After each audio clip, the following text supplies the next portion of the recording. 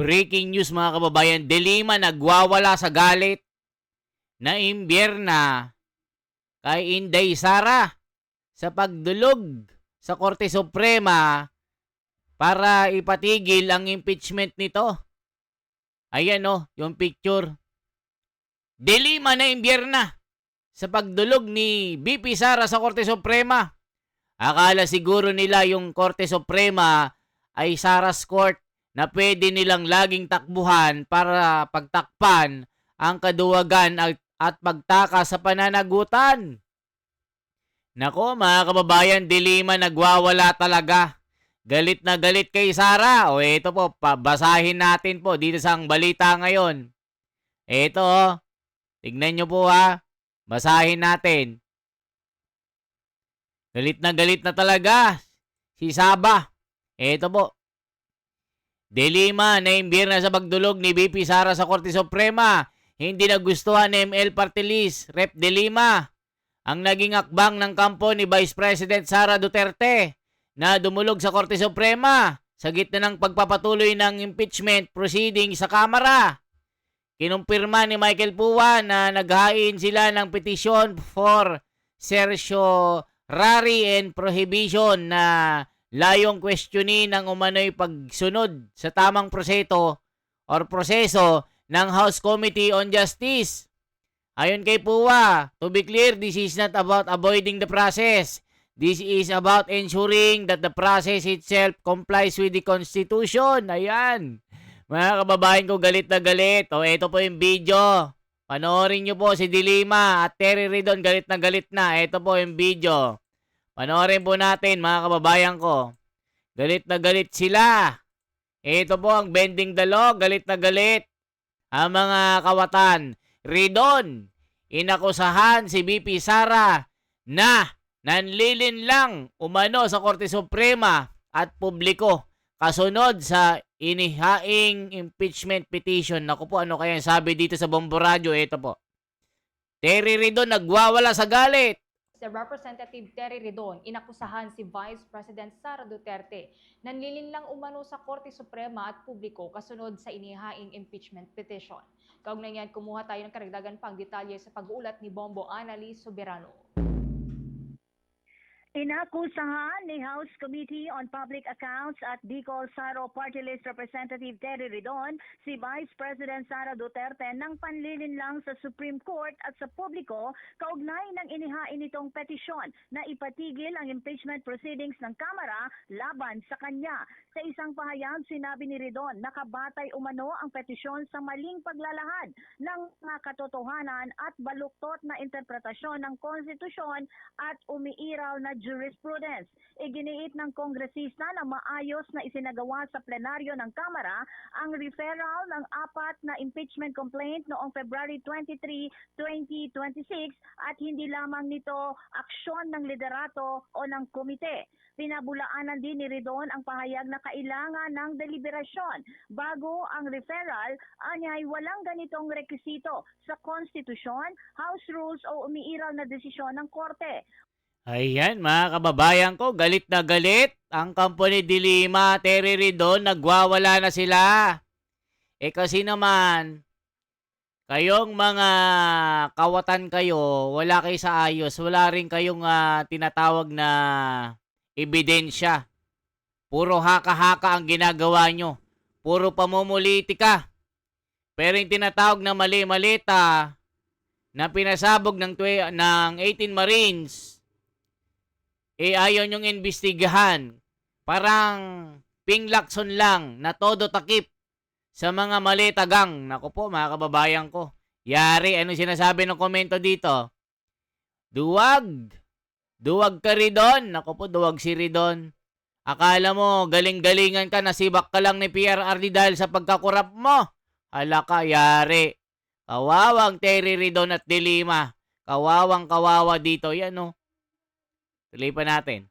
Wala rin umanong tumutol o humiling ng deliberasyon mula sa mga mambabatas sa nasabing sesyon. Tungkol naman sa one-year bar rule, sinabi ni Ridon na walang paglabag dahil iisang valid referral lamang ang naitala. Dagdag pa niya, may sapat na batayan sa batas ang mga hakbang ng House Committee on Justice, kabilang ang pagdinig at pangangalap ng ebidensya. Sa kabila ng petisyon, tiniyak ni Ridon na magpapatuloy ang Kamara sa proseso ng impeachment. Inaasahan ding ilalabas sa April 14 ang mga dokumento mula sa Ombudsman, Bureau of Internal Revenue at SEC, pati ang testimonya ng mga testigo. Iginiit niya, magpapatuloy ang proseso hanggang sa matapos ito upang papanagutin ang Vice President kaugnay sa maling paggamit ng confidential at intelligence fund ng Office of the Vice President at Department of Education noong siya pa ang kalihim ng ahensya.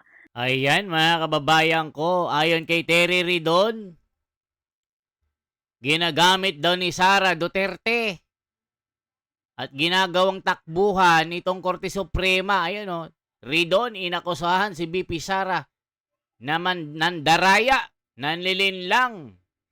Nililinlang daw ang taong bayan dahil laging takbuhan ay Korte Suprema. Niloloko daw ang publiko. O, niloloko daw, sabi ni Terry Ridon na nasibak ni PRRD ng pagkakorap. So dito, pag sila, tama ginagawa nila. Pero pagdating kay Inday, mali-mali daw. Takbuhan daw ang Korte Suprema. O ano yung sinasabi ng mga tao dito, mga kababayan ko? Ito po. Panoorin po natin. Ito po, tingnan yung sinasabi ng mga tao. Nako, pinagtatawanan si De Lima. Ito po. Justice is not given freely. It is fought for. It is a battle waged not only in courts but in truth, courage and persistence. Every voice raised, every stand taken, and every truth exposed becomes part of that fight. Because in the end, justice belongs to those who are refused to stay silent. Lola Ramon, Sara Court, Saba Court. Nako po mga kababayan ko. Sabi ni Ron Ryan de Chavez, Yam Jasenang, Madam De Lima, lawyer ka din po. Kaya you know on how you can extend the remedy for your rights. Hindi naman siya bendalo. Likewise, sa ginagawa nyo sa Kamara, we also wanted to see nor witness how bloodbath will coming the Senate. Peace, Madam, sarcasm. Agapito Paredes, bakit siya nagagalit?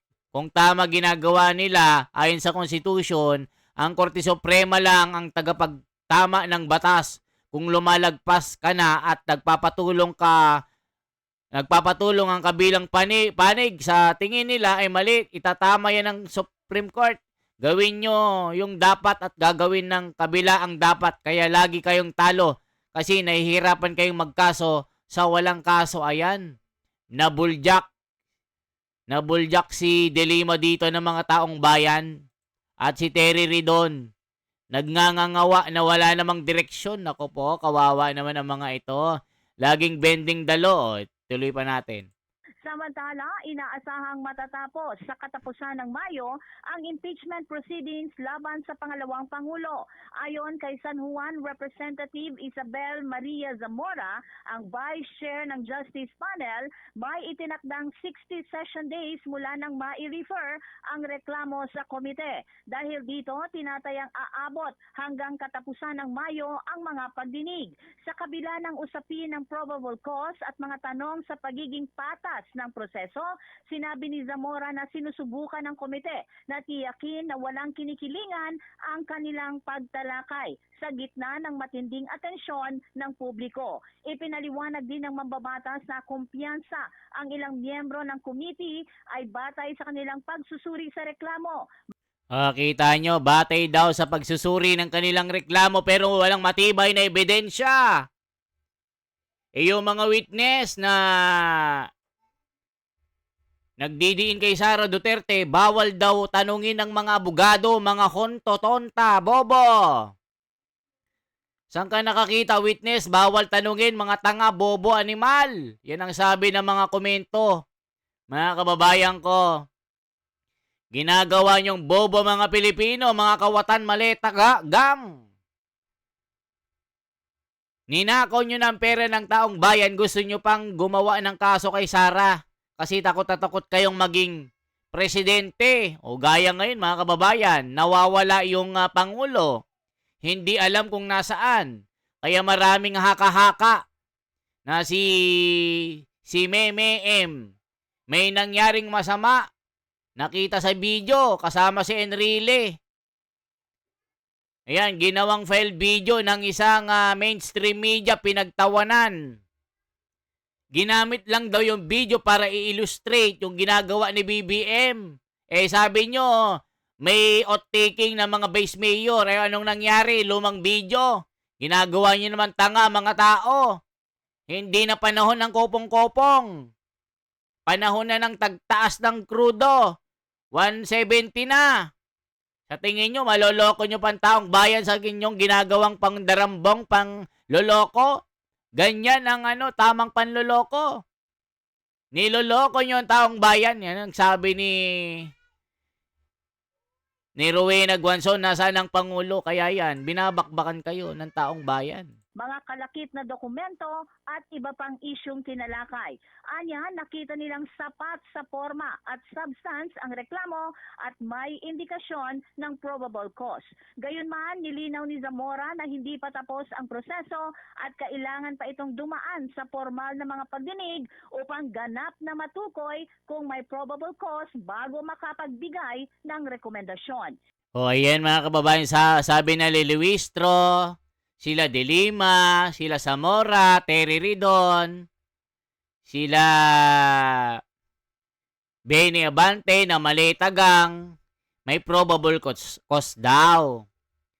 Sufficiency in substance daw, pero walang may pakitang matibay na ebidensya, mga tanga, bobo. Sabi ni Rowena Guanzon, huwag nyong gawing tanga ang mga Pilipino. Huwag nyong gawing tanga ang mga abogado ni Sara. Ayan, kaya kayo nababakbakan. Kaya ngayon, si Sara, sumabog ang kanyang survey, pinakamataas sa kasaysayan sa buong mundo. Kulilat na si BBM dito. Yan ang sinasabi ni Rowena Guanzon. Inamin din niya na may ilang mambabatas na may agam-agam, ngunit nananatilian niya ang paniniwala ng marami sa mga paratang laban sa pangalawang Pangulo. Pakinggan natin ang pahayag ni San Juan Representative Isabel Maria Zamora. All due respect to the Supreme Court, ako po ay isang abogado.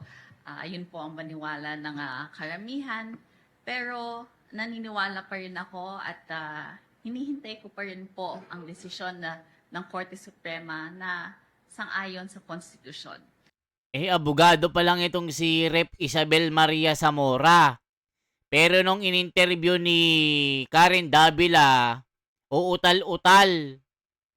Tapos hindi masabi kung may probable cause talaga, kung meron talagang matibay na ebidensya. Ito pala ay galing kay Trillanes na mga papeles regarding sa SALEND, kay Madriaga. Saan kayo nakakita? Isang kriminal, magiging nakakulong pa. Magiging witness, bawal tanungin? O yan, mga abogado pala mga ito, pero walang alam. Bulag-bulagan. Alam na dis. Kaya nababakbakan kayo ng taong bayan. Tapos yung ilang congressman, ayaw sa death penalty. Bakit? Kasi marami kayong mayayari. Yan ang sabi ng taong bayan dito. Ito po, gagawin namin ang tungkulin namin under the Constitution, ang tungkulin namin as representatives, as congressmen, and as members of the House Committee. Ay, isipin nyo mga kababayan, under the Constitution, gagawin namin ang trabaho namin. Pero sinabi na nga ng Korte Suprema, this is unconstitution. Labag ito sa batas, itong pag-i-impeach kay Sara kasi walang makitang matibay na ebidensya. Binasura na nga ng Korte Suprema, ang kukulit yung congressman kayo. Ano bang gusto nyo mangyari? Ayaw nyo maging Pangulo si Sara Duterte kasi siya yung pinakamalakas na Pangulo?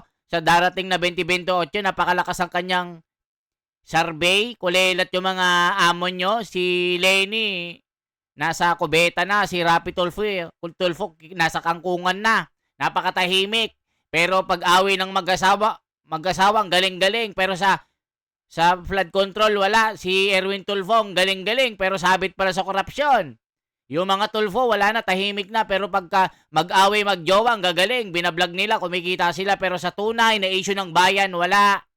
Kawawa sa inyong taong bayan. Kailan kayo gagawa ng tama? 'Di ba? Wala. Yung mga Tulfo, nga.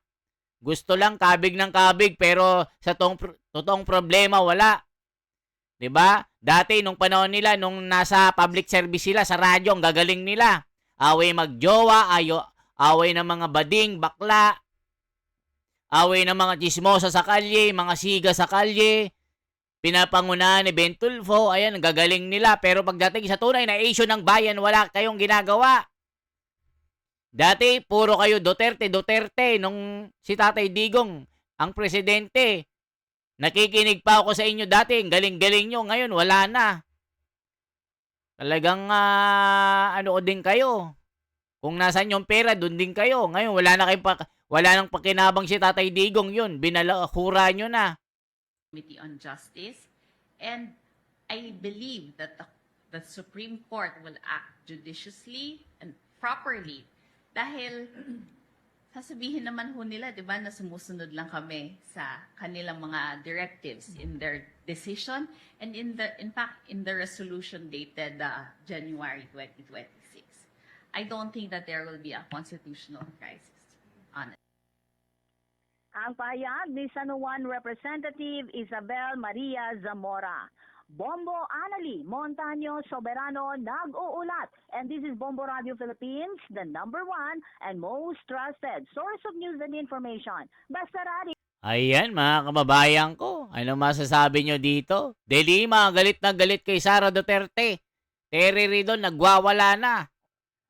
Dahil nga dumulog si Sara Duterte sa Korte Suprema, iyak-iyak na sila.